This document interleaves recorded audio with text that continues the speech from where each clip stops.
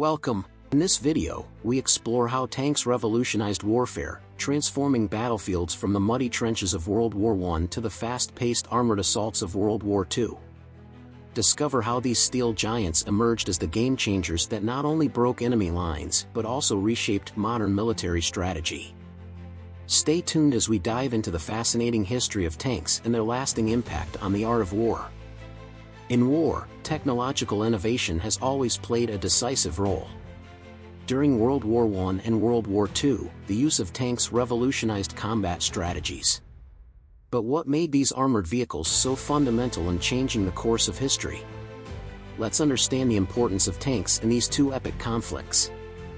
If you're enjoying this deep dive into the evolution of tanks in warfare, please hit the like button and subscribe to our channel for more historical insights and rare footage. Your support helps us continue bringing you amazing content. World War I, known for its brutal trench warfare, saw the birth of a new weapon, the tank. Trench warfare, with its bloody stalemates and stagnation, demanded something new to break the heavy barrage deadlock. In a way, tanks emerged as a direct response to the impasse of trench warfare. They were designed to cross enemy lines, overcome defenses, and create a tactical advantage. The first models, such as the British Mark I, were heavy and slow, but they marked the beginning of a new era. Despite their limitations, tanks could traverse rough terrain and clear obstacles like barbed wire fences, providing mobility to the troops. The Mark I, a British war tank, was developed by William Foster and Company. It was the first tank used in combat, designed to overcome the trenches and uneven terrain of the Western Front. The Mark I had a primitive structure and a top speed of around 6 kilometers per hour. It was first deployed on September 15, 1916, during the Battle of the Somme in France. Two variants were also developed, the Mark I male, armed with cannons and machine guns, and the Mark I female, armed solely with machine guns. The importance of the Mark I cannot be overstated, as it was the first instance in human history of using tanks in combat, a milestone that helped change the course of the war and marked the beginning of the armored vehicle era, which continues to this day. Still in World War I, the British company William Foster developed another tank model called the Whippet Medium Mark I, lighter than the Mark I. The Whippet was primarily used to attack German lines and exploit gaps. Developed in 1917 and first used in 1918, it was modestly armed with machine guns and could reach speeds of around 8 kilometers per hour. Although less effective than the Mark I, the Whippet helped test the concepts of mechanized warfare. On the side of the Triple Entente, the British were pioneers in tank development, while the Germans took on that role among the Allies. The Germans developed the K-Wagen, a super-heavy tank weighing 120 tons, armed with 4 77mm cannons and protected by 30mm of armor. Development began in June 1917, and it was completed only by the end of 1918. Although never used in combat, it was designed to be a mobile fortress. The K-Wagen was one of the first attempts to create a heavy tank, but its limited mobility and excessive weight rendered it impractical. By World War II, tanks played a crucial role in battles and warfare strategies. They became faster, more powerful, and more strategic, used in decisive offensives and large-scale maneuvers. Tanks in World War II formed the backbone of mechanized operations. For example, Germany's Blitzkrieg, or Lightning War, was a tactic based on the coordinated use of tanks, aircraft, and infantry to quickly break through enemy lines. Learning from models created during World War I, the Germans, British, Soviets, and Americans further enhanced the potential of war tanks. The Panzer IV was one of the most used tanks by Germany during World War II.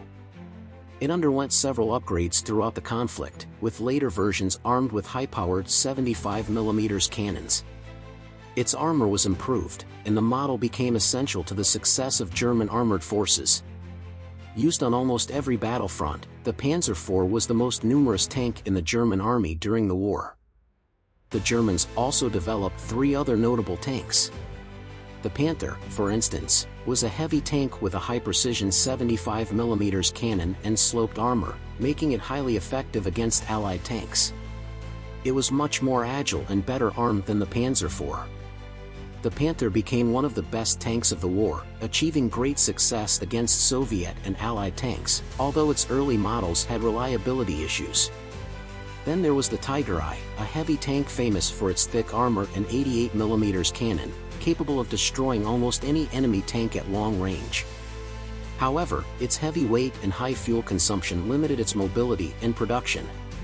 The Tiger I instilled fear among Allied forces early in the war due to its formidable firepower, though its limited production and logistical challenges eventually compromised its impact. Meanwhile, the Maus, developed by the renowned Porsche, was one of the largest and heaviest combat tanks in history, weighing about 188 tons. Armed with a 128mm cannon and equipped with extremely thick and resilient armor, the Maus was an attempt to create a super heavy tank. Its production was extremely limited, and its poor mobility rendered it ineffective. Interestingly, the Germans often used animal names for their tanks, evident in the names Panther, Tiger, and Maus for the last three models. The Soviets also developed their own war tank, manufactured by Uralvagonzavod between 1937 and 1940. It was one of the most revolutionary tanks of World War II, featuring a unique combination of sloped armor, excellent mobility, and firepower from its 76.2mm cannon. Its simple yet effective design allowed for mass production. It became one of the most formidable and influential tanks of the war, highly effective against German tanks. Its large-scale production was crucial to the Soviet success on the Eastern Front. The Americans, who entered the war only at the end of 1941 and engaged in ground battles starting in 1942, relied primarily on the Sherman M4 tank. Developed by the American Locomotive Company, it was armed with a 75mm cannon and well-balanced in terms of mobility, mass production, and maintenance. Its lighter armor made it more vulnerable to heavier tanks, but its high production volume and reliability were its main strengths. The Sherman was widely used by the Allies in both European and Pacific campaigns, playing a fundamental role in Germany's defeat. The British, pioneers in tank construction during World War I, developed the Churchill tank, built by Vauxhall Motors and named in honor of the British Prime Minister. The Churchill was a heavy British tank known for its robustness and ability to traverse difficult terrain. Armed with a 75mm cannon, the Churchill was particularly effective in operations in North Africa and during the Normandy invasion. Although slow, its thick armor and capability to navigate tough terrains made it highly successful in support missions. During World War II, tank battles were not limited to individual confrontations. The strategy involved large mechanized units capable of rapid maneuvers to pressure the enemy on multiple fronts. It can be said that tanks proved their true strength when deployed in numbers with air support. In North Africa, in Russia, or in other campaigns, whoever controlled the tanks controlled the battlefield. Tank battles in places like Kursk, Russia, where German and Soviet armies clashed, were among the most intense in history. In that battle, the Soviet Union destroyed a large number of German tanks, sealing a crucial victory. These tanks represent significant milestones in the evolution of armored forces and military strategies in both wars. During World War I, tanks were still in their infancy, while in World War II they became an essential part of the armed forces, evolving in terms of armament, armor, and mobility. After World War II, tanks continued to be essential in conflicts around the world. Although new technologies emerged, such as missiles and drones, tanks remain a fundamental component of ground warfare. Today, tanks are still in use, but with advanced integrated technologies, such as targeting systems and state-of-the-art armaments.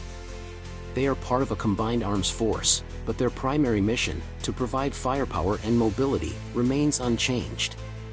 From their early days slogging through the mud of World War I trenches to their evolution into one of the most powerful weapons of World War II, tanks have solidified their status as a symbol of strength and innovation.